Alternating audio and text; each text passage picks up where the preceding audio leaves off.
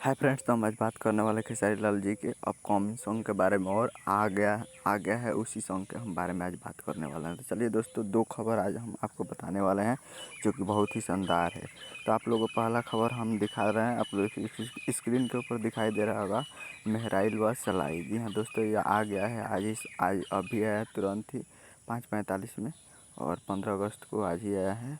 और हाँ, तो जाइए और प्यार दीजिए। और ये आया है टेम फिल्म्स पे, और ये रिलीज़ हो गया है 15 अगस्त को, आज ही 15 अक्टूबर को सॉरी, और 5:45 में आज ही रिलीज़ हो गया है। जाइए और जाकर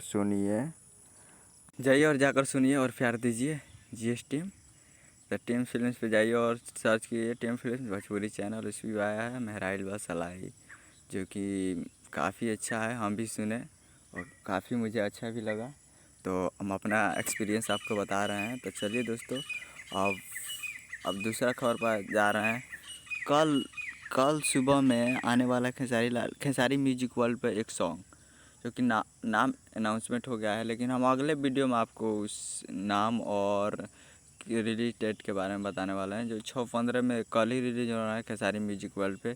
तो आप लोग खेसारी म्यूजिक वर्ल्ड को भी सब्सक्राइब कर लीजिए और टीम फिल्म्स पे जाइए और जाकर सुनिए और इसको भी सब्सक्राइब कर लीजिए।